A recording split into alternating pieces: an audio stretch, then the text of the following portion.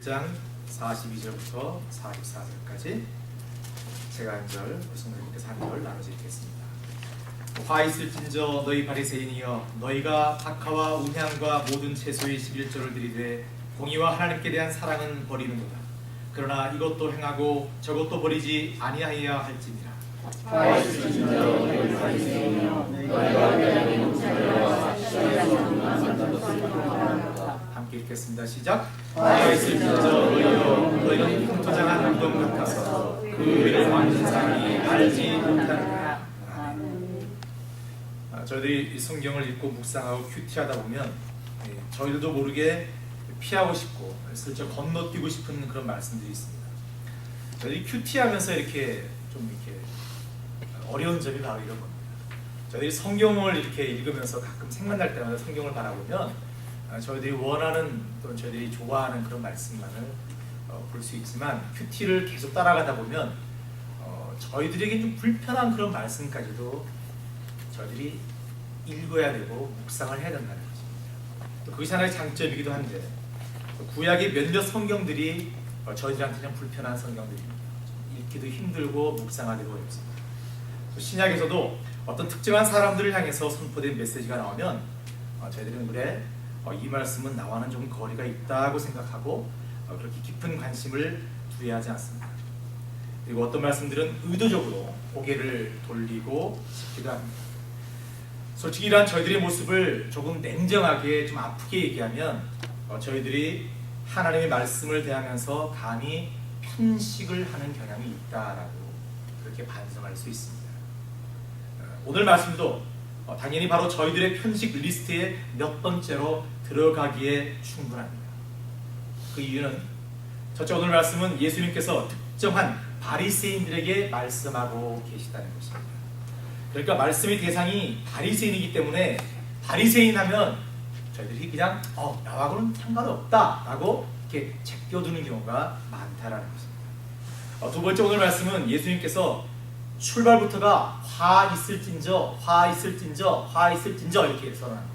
그러니까 복을 주시겠다는 그런 얘기가 아니라 아주 막 슬프도다, 아주 이 나쁜 것들아 라고 이렇게 강력하게 꾸지람과 힐책을 하고 계십니다. 그러다 보니까 저희들에게는 이 말씀이 부담스럽기까지 합니다. 그래서 저희들은 이런 예수님의 가르침을 슬쩍 넘어가려 할 때가 많은 것입니다. 하지만 이것은 분명히 저희들이 다시 한번 오늘 마음을 다져야 할 것이 저희들이 이런 마음이 든다면 저희들도 어느새 저희들 중심의 신앙 습관에 젖어들기 시작했다라고 봐야 합니다. 저희들은 하나님의 말씀을 대할 때 어떤 말씀이든지 바로 나에게 주신 말씀이라고 아멘으로 받을 수 있어야 합니다. 그러기에 오늘 말씀도 바로 저희들을 향해서 지금 저희들의 신앙생활 중 무엇이 잘못되었고 무엇이 틀린 것인지를 예수님께서 지적하시고 또 그러한 저희들의 행동에 대해서 나무라시고 꾸중하시는 말씀이라고 믿어야 합니다. 그러기에 저희들은 오늘 말씀의 예수님의 가르침을 겸손하게 받아들여야 됩니다. 저희들이 거부하고 싶지만 저희들이 바리새인이고 율법사일 수 있다는 것을 겸허히 인정하고 예수님의 꾸지람을 들을 준비를 해야 한다는 것입니다. 오늘 말씀이 사실 42절부터 52절까지 쭉 연결이 되어 있지만 제가 시간이 제한되어 있기 때문에 42절부터 44절까지로 한 단락으로 끊었습니다. 이 앞에 한 단락은 바리새인들을 향한 것입니다. 그리고 두 번째 시작되는 45절부터는 율법사를 향해서 예수님께서 말씀하십니다.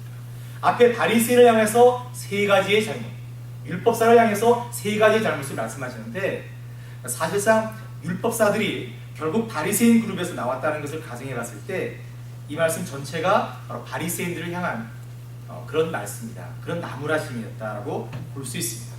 하지만 저희들은 오늘 바리새인에 대한 예수님의 세 가지 잘못을 지적하신 그 말씀만 저희들이 한번 살펴보겠습니다. 저희들이 먼저 오늘 말씀을 대하면서 생각해 봐야 할 것은 이미 여러분께서 다 아시겠지만 그 당시 바리새인과 율법사들이 어떤 존재였느냐 하는 것입니다. 그 사회에서 어떤 위치를 차지하고 있었느냐 하는 것입니다. 이 그룹은 유대 사회에서 가장 종교적으로 경건하고 하나님의 율법에 능통하고 또 그 율법에 능통한 만큼 준수도 철저히 하는 그런 그룹이었습니다. 감히 다른 그룹과 비교할 수 없는 그런 대상들이었습니다. 그러기에 이들은 유대 사회의 주류를 이루면서 종교적으로 또 정치적으로 경제적으로 리더의 역할을 해왔습니다. 완전히 메이저 그룹입니다. 유대 사회의 핵심 그룹이었다고 볼 수 있습니다. 그런데 지금 예수님께서는 유대 사회의 가장 핵심 그룹을 향해서 대놓고 가장 강력한 그룹에 대해서 그 잘못과 어리석음을 지적하고 야단치시고 계시다는 겁니다. 여러분, 이러한 예수님 행위는 저희들이 그냥 말씀을 받아서 그냥 그런가 보다 하죠. 예수님 사역하신 그 당시 사회로 봤을 때는 이런 행위는 있을 수 없습니다. 바리새인으로서는 받아들일 수 없는 그런 행위였습니다. 이러한 갈등과 대립 때문에 바리새인들은 오늘 말씀 바로 뒤에 53절과 54절을 살짝 보시면 서기관과 바리새인들이 맹렬히 달라붙어 여러 가지 일로 hir문하고 그 입에서 나오는 것을 잡고자 하여 목을 지키라. 뭡니까? 예수님을 어떻게 하든 꼬투리를 잡아서 그 말끝을 잡아서 그 사람을 묶어버리겠다, 매장시키겠다, 심지어 더 나아가서 결국에는 예수님을 죽이겠다는 구체적인 계획과 음모를 꾸미게 되었다는 것입니다. 예수님께서 바리새인들, 그 핵심 멤버들, 유대사회의 가장 강력한 그룹에게 이러한 진정한 하나님의 말씀을 전파하지 않으셨고 가르치지 않으셨다면 어쩌면 십자가 사건은 없었을 수도 있습니다. 그러나 예수님께서는 당신의 소명을 끝까지 확실하게 전하셨습니다. 자, 그렇다면 구체적으로 예수님께서 지적하신 바리새인들의 잘못은 무엇입니까? 그리고 앞서 말씀드린 대로 바리새인들이 곧 저희들일 수 있다는 가정을 겸손히 받아들여서 그렇다면 과연 저희들이 지금 하나님께 또는 예수님께 범하고 있는 잘못은 무엇입니까? 한번 저희들 함께 반성해 보겠습니다. 첫 번째 말씀 42절, 화 있을진저 너희 바리새인이여 너희가 박하와 운양과 모든 채소의 11조를 들이되 공의와 하나님께 대한 사랑은 버리는도다. 그러나 이것도 행하고 저것도 버리지 아니하여야 할지니라. 아멘. 자, 바리새인들은 자기들 스스로 율법을 지킨다고 자부하고 있었고 그 중에서도 눈에 드러나는 것들은 참 열심히 했었어요. 예를 들어서 바리새인들의 기도는 유명합니다. 바리새인들은 길 가다가도 시장에서도 사람들이 많은 곳에서도 성전에서도 사람이 많은 곳에서 서서 기도했습니다. 보라는 거죠. 내가 이렇게 하나님께 기도하는 경건한 사람이라는 것을 나타냈던 것입니다. 그리고 11조에 관해서도 이들은 철저했습니다. 여기서 박하와 운향 뭐 이런 것들이 나오는데요. 박하와 운향은 박하는 여러분 민트 아시는 거고요. 운향은 향기 나는 하나의 식물로 보시면 되는데 이것을 합해서 저희들이 지금 살고 있는 이 문화에서 얘기한다면 어떤 걸 예로 들 수 있냐면은 뭐 고춧가루나 후추, 다시다, MSG 뭐 그런 거라고 볼 수 있습니다.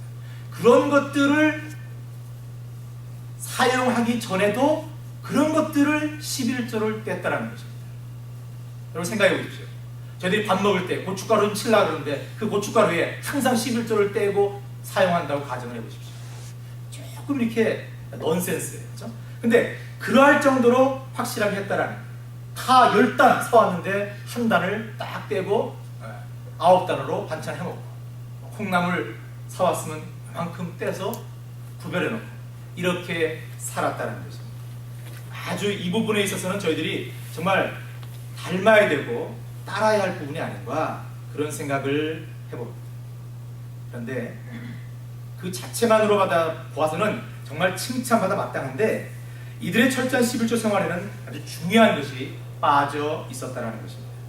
그래서 바로 42절에서 예수님께서 지적하신 대로 공의와 하나님께 대한 사랑이 없었다라는 것입니다. 자, 그렇다면 공의와 사랑은 무엇입니까? 공의라는 것은 사회 정의와 관련된 말입니다. 신명기 16장 18절 그리고 20절을 보시죠. 너는 굳게 판단하지 말며 사람을 외모로 보지 말며 또 뇌물을 받지 말라. 뇌물은 지혜자의 눈을 어둡게 하고 의인의 말을 굳게 하느니라. 너는 마땅히 공의만 쫓으라.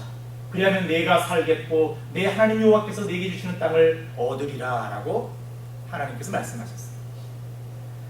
하나님께서는 사람들을 뽑아서 재판관과 유사, 지금으로 얘기한다면 법원에 서기쯤 돼요. 그런 사람들을 세우시면서 이 말씀을 주셨습니다.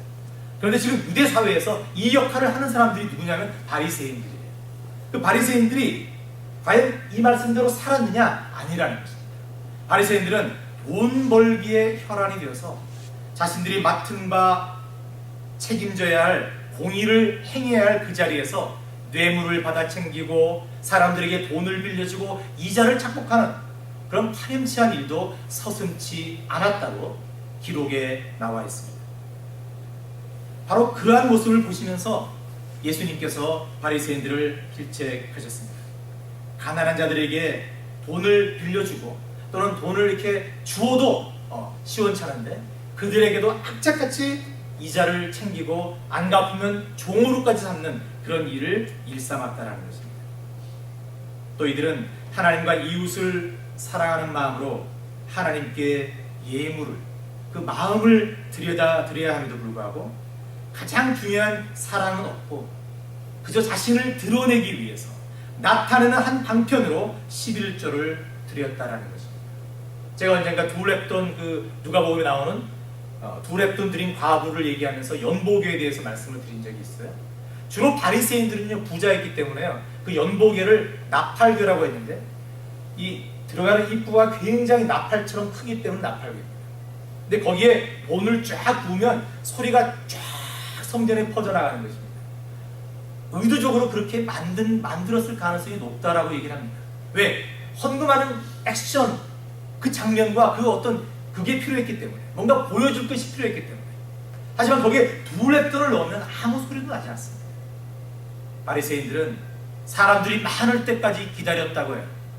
사람들이 많이 모일 때까지 기다렸다가 자신의 아랫사람을 시켜서 같이 서서 하나님께 예물을 드렸다고 합니다.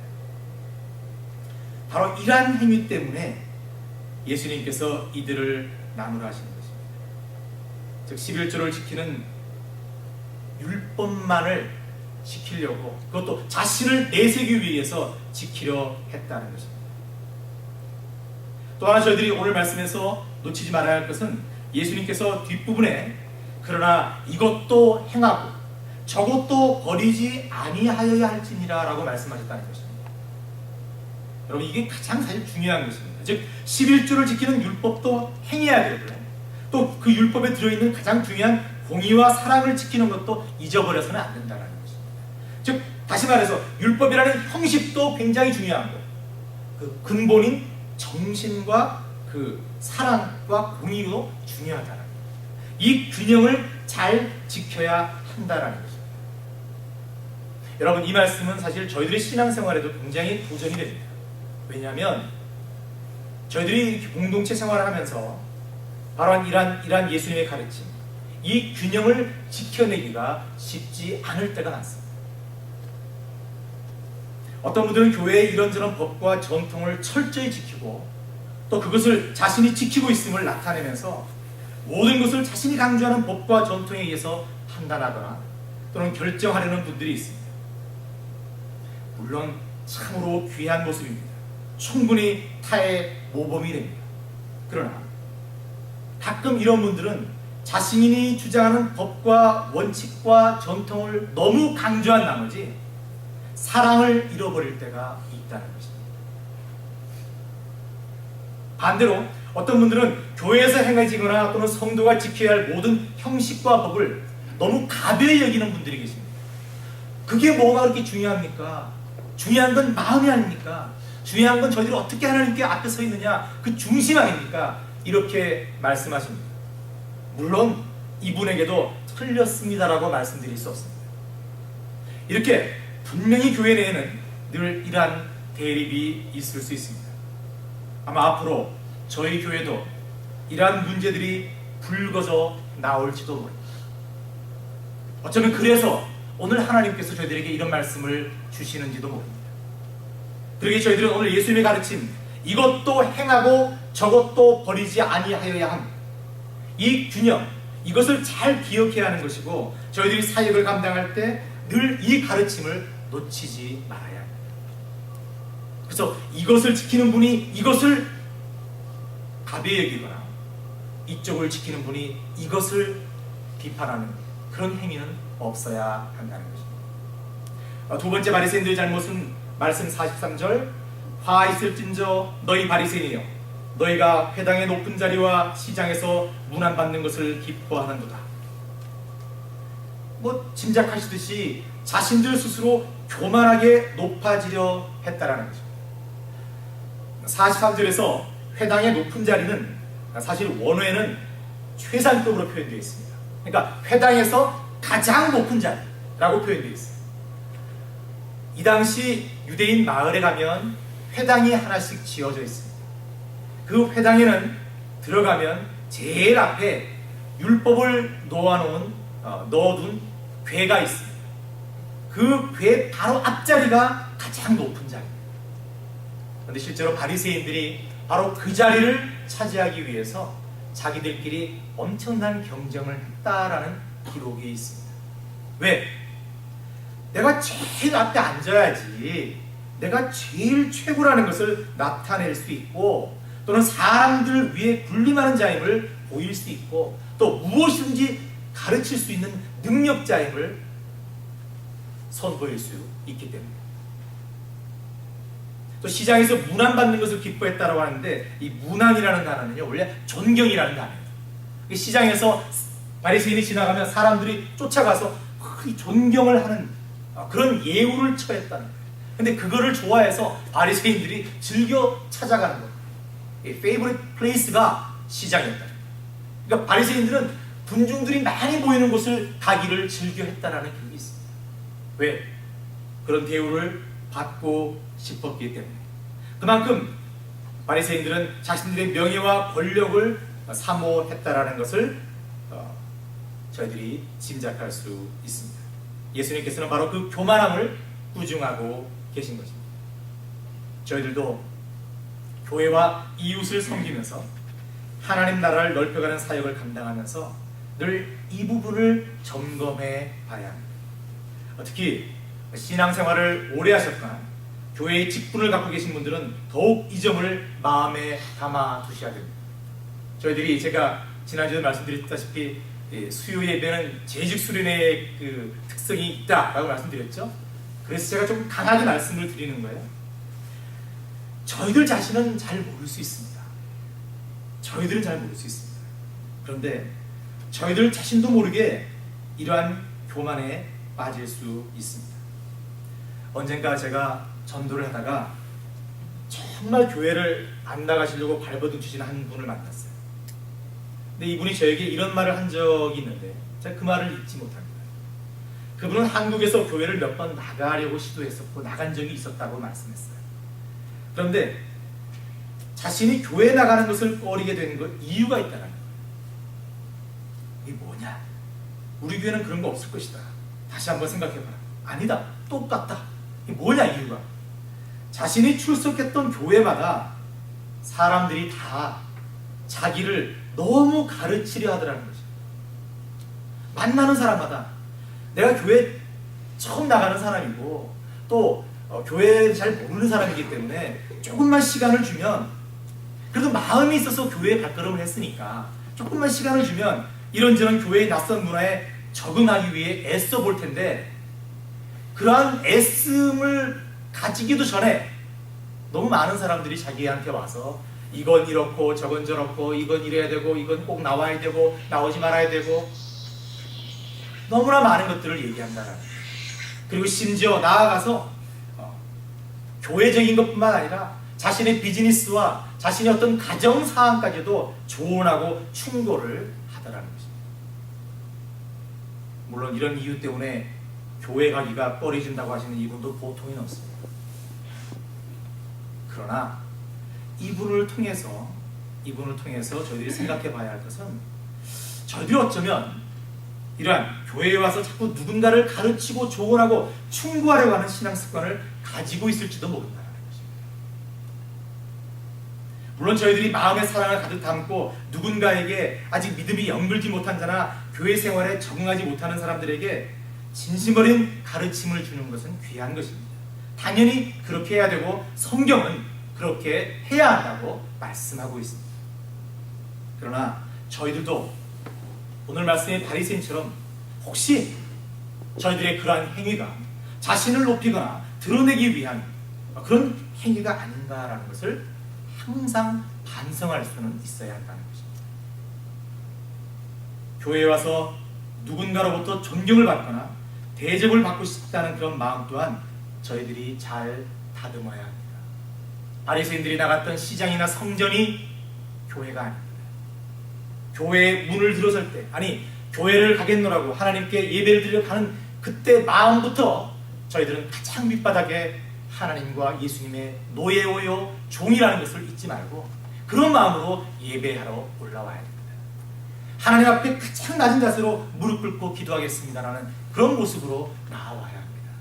여기 와서, 교회에 와서 내가 이런 사람인데, 나는 이런 사람인데, 내가 어떤 사람인데, 내가 신앙생활이 어떤데, 이러한 모습을 갖고 있다면 그것은 철저하게 예수님께서 나무라시는 바리새인과 같은 모습이라는 거죠. 저희들은 그러기에 이런 것들을 잘 다듬어 가야 됩니다. 예수님께서는 줄곧 저희들에게 낮아져야 함을 가르치셨다는 것을 바로 오늘 말씀의 핵심도 그것임을 저희들이 다 기억하게 되기를 바랍니다. 아멘. 세 번째 바리새인의 잘못은 말씀 44절 화 있을진저 너희여 너희는 평토장한 무덤 같아서 그 위를 밟는 사람이 알지 못하느니라. 한마디로 겉과 속이 다른 이중적인 신앙생활을 하는 그런 모습입니다. 저희들이 이 말씀을 좀 더 깊게 이해하기 위해서는요, 평토장한 무덤이라는 이 말을 좀 알아야 됩니다. 평토장한 무덤은 원어로 그대로 옮기면 밖으로 드러나지 않은 무덤, 표시가 없는 무덤, 숨겨진 무덤. 쉐입을 얘기한다면, 형태를 얘기한다면 우리나라는 이렇게 봉분을 하지 않습니까? 무덤에. 요즘은 그런 문화가 많이 바뀌었지만 미국에서는 비석을 세우죠. 그런데 평토장한 무덤이라는 것은 뭐냐면 봉분도 없고 비석도 없는, 이것이 무덤인지 아닌지를 분별할 수 없는 그것을 평토장한 무덤이라고 합니다. 이스라엘 사람들은 평토장한 무덤을 쓰지 않았습니다.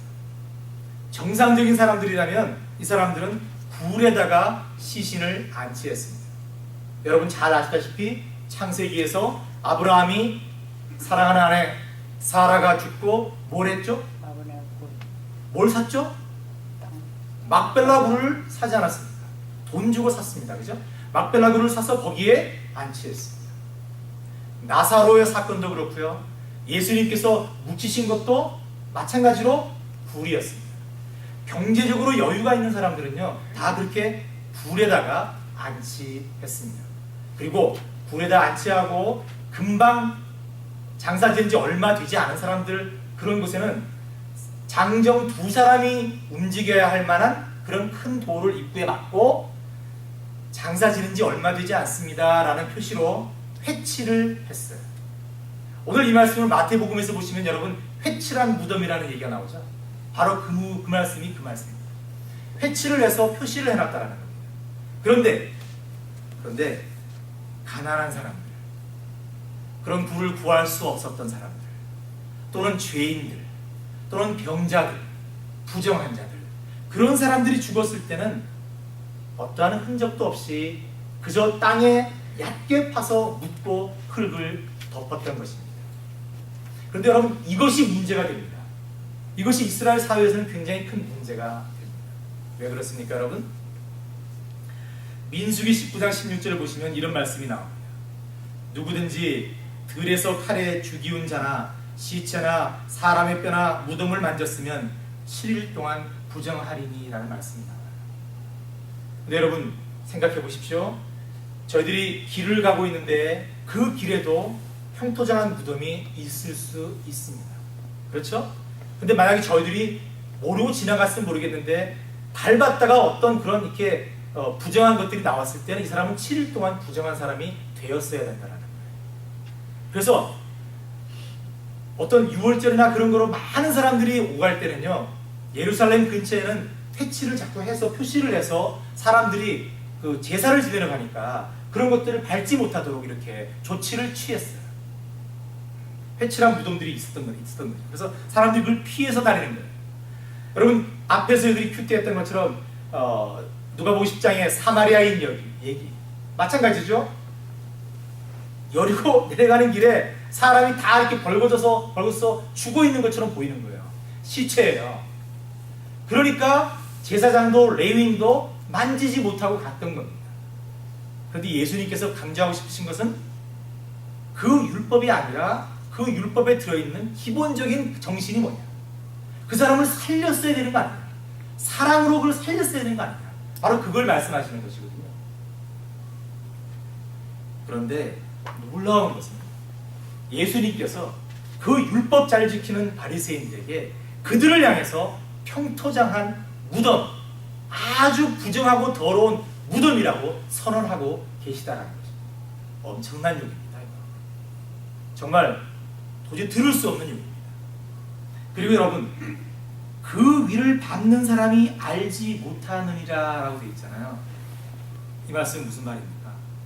평토장한 무덤이기 때문에 안은 더럽고 추하고 악한 냄새가 풀풀 나는데 모르기 때문에 사람들이 그냥 밟고 지나가는데 그 밟고 지나가는 사람들이 다 부정하게 되는 거죠. 왜? 안에는 시체가 있습니다.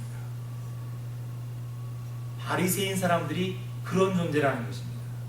바리새인이 무슨 종교의 지도자고 하나님 잘 믿는 사람 같아 보이지만 그게 아니라 겉으로는 그렇게 보이는데 속으로는 너무 악하고 더러워서 이 사람과 가까이 하는 사람이라면 이 사람이 더 악하게 되는, 이 사람이 더러워지고 부정해지는 그런 존재라는 것입니다. 저희들이 이 말씀을 이렇게 이해해 나가야 됩니다. 그리고 저희들이 예수님이 바리새인들 향한 이 독설 속에서 찾아야 할 교훈은 말씀드린 것처럼 저희들 또한 바리새인처럼 겉으로는 교회를 다니며 하나님을 예배하고 예수님을 구주로 고백하는 신실한 성도로 살아가고 있는지는 모르겠지만 중요한 것은 과연 저희들의 속까지도 하나님께, 예수님께 내놓을 수 있을 정도의 깨끗함과 정결함, 그리고 진정한 사랑을 가지고 있느냐 하는 것입니다. 혹시 저희들도 오늘 말씀의 평토장과 같은 바리새인처럼 겉으로는 소명받은 목사, 존경받는 장로, 잘 섬기는 집사, 신실한 성도라는 평가를 받으면서 세상에 나아가서는 또는 아무도 보지 않는 어떤 곳, 어떤 시간에는 온갖 악하고 신앙의 양심에 어긋나는 생각과 행동을 하고 있지는 않는가 하는 것입니다. 교회 다니는 사람들을 싫어한다고 노골적으로 표현하는 나라가 이제 대한민국이 됐습니다. 교회 다니는 사람들이 다 똑같기 때문에 그렇다고 얘기합니다. 교회 다니는 사람들이라고 한다면 오늘 말씀에 하면 신실한 바리새인 같은 그런 모습을 하고 있어야 됩니다. 그런데 요즘 교회 다니는 사람들이 평토장한 무덤 같은 바리새인 같은 모습을 하고 있기 때문에 도무지 사람들이 교회로 모여들지 않고 있다는 것입니다. 누구의 잘못입니까? 바로 저희들이 잘못했기 때문입니다. 빌라벨즈 목사님 책 중에 이런 제목의 책이 있습니다. 아무도 보지 않을 때 당신은 누구십니까? I'm Christian. 저는 하나님을 고백하고 예수님을 고백합니다. 그런데 아무도 보지 않을 때 당신은 누구입니까? 혹시 저희들은 교회에서는 선한 모습과 근엄한 모습과 거룩한 모습과 사랑이 가득한 인자한 모습을 보이다가 세상 속으로 숨어들었을 때 그때는 참으로 악한 옛사람의 본성이 살아나오고 또 그것을 표현하고 나타내는, 그리하여 돌아서서 누군가를 욕하고 돌아서서 미워하고 돌아서서 비웃는 그런 비겁한 신앙인의 모습으로 살아가고 있지는 않은가 하는 것입니다. 여러분, 참 아픈 말씀입니다. 저희들이 감당하기에 부담이 있고 정말 피해 나가고 싶은 그런 말씀이라고 저는 생각합니다. 그러나 어떤 무슬림에서 개종한, 크리스찬으로 개종한 한 사람의 얘기를 저는 드리고 싶습니다. 크리스찬이, 세상의 모든 크리스찬이 정말 크리스찬이라면 무슬림은 애초에 탄생하지도 않았다. 똑같은 이야기를 간디가 했습니다. 크리스찬이 정말 내가 존경하는 예수님을 믿는 사람들이라면, 그리고 예수님의 가르침을 그대로 실천하는 사람들이 크리스찬이라면 나는 얼마든지 크리스찬이 될 수 있다. 오늘날 저희들 모두가 누구라고 할 것도 없이 예수사랑교회도 포함되어서, 저도 포함되어서 모든 저희들이 바로 이 말씀에 책임이 있다는 것을 저희들은 깨달아야 합니다. 그리하여 힘들지만 앞으로 더욱더 저희들 자신을 쳐서 정말 더러운 흉토장한 무덤 같은 바리새인이 아니라 하나님의 신실한 제자로 살아가게 되기를 바랍니다. 예수님께서 저희들에게 기분 나쁘라고 이 말씀 주시고 속상하라고 이 말씀 주신 것은 아닙니다. 예수님께서 이러한 나쁜 가르침을 주신 것은 저희들이 이러한 가르침을 통해서 깨닫고 잘 살아감으로 말미암아 하나님께서 예비하신 크고 놀라운 복을 저희들이 이 땅에서도 누리며 살게 하기 위함이라는 것을 잊지 마시기 바랍니다. 저희 예수사랑교회가 이 큰 복을 다 누리게 되기를 바랍니다. 기도하겠습니다. 하나님 감사합니다. 저희들 참 기억하고 싶지 않고 정말 아파서 건드리고 싶지 않은 이 말씀을 오늘 저희들에게 주셨고 저희들이 이 말씀을 받게 하시니 감사합니다.